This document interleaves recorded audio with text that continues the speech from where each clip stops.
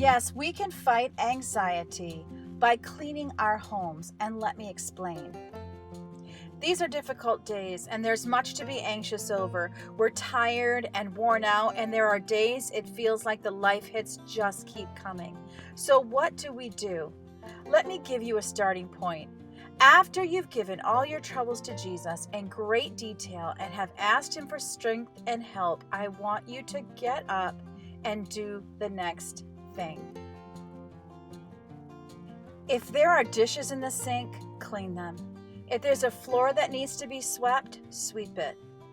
You might have heard of Elizabeth Elliot. Her husband was murdered while they were on the foreign mission field, and she found herself alone in a foreign country with a daughter to care for. She said, "When I went back to my jungle station after the death of my first husband, Jim Elliot, I was faced with many confusions and uncertainties. I had a good many new roles besides that of being a single parent and a widow. I was alone on a jungle station that Jim and I had manned together. I had to learn to do all kinds of things which I was not trained or prepared in any way to do. It was a great help to me simply to do the next thing." Have you ever experienced feeling as though you have too many burdens to bear, too many people to take care of, too many things on your list to do? You just can't possibly do it. And you get in a panic and you want to just sit down and collapse and feel sorry for yourself.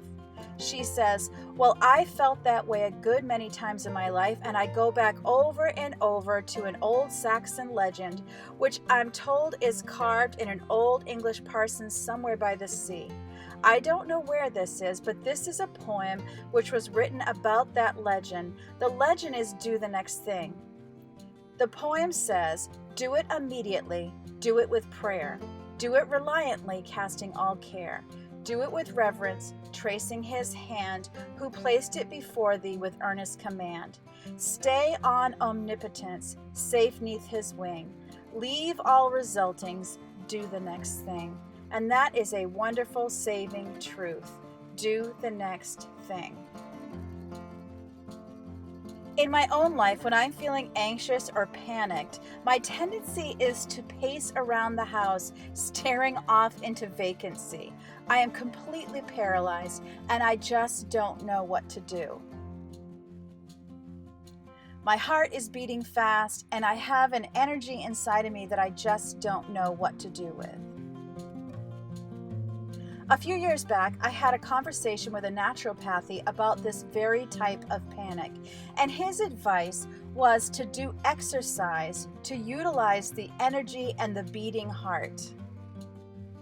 A good vigorous cleaning gives me that physical outlet to get rid of that energy, to do something with my pounding heart.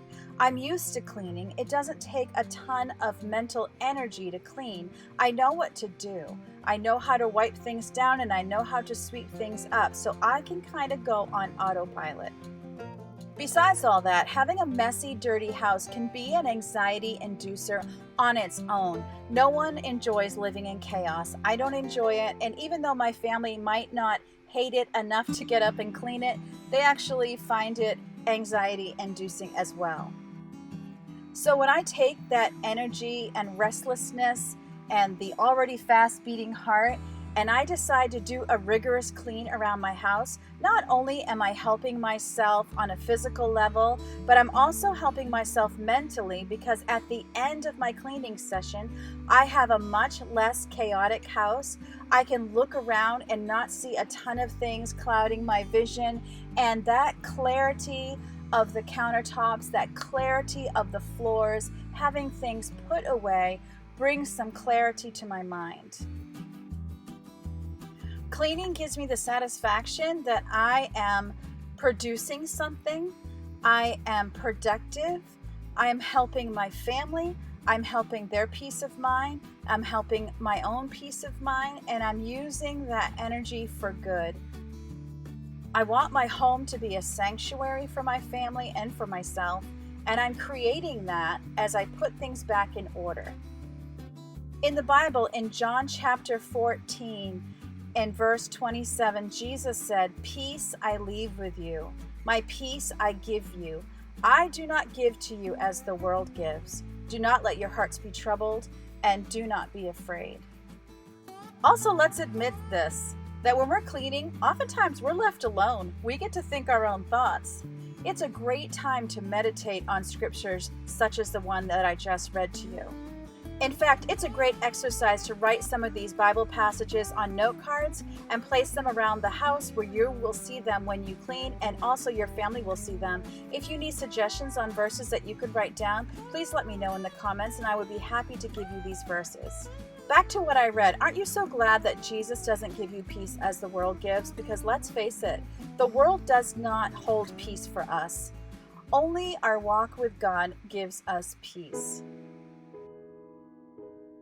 I felt led to talk to you today about this, and I want you to know that I am praying for all of those who are viewing my videos. I don't know all of your names, but God knows all of your names, and so when I pray to Him, He knows exactly who I'm praying for. I pray for those who comment. I pray for those who subscribe to my channel. I'm praying for your safety. I'm praying for your peace of mind and heart. I hope this little tip to clean when you're anxious can be a blessing to you. I pray it can be a little coping skill for you when you're feeling anxious, to just look, what can I do in this moment that's productive, that's active, and that can give my mind a place to focus so that I can get it off the troubles that I'm thinking of in the moment. And I hope you know I love you and that God loves you so much more. And I'm going to talk more about this, and I can't wait to see you next time.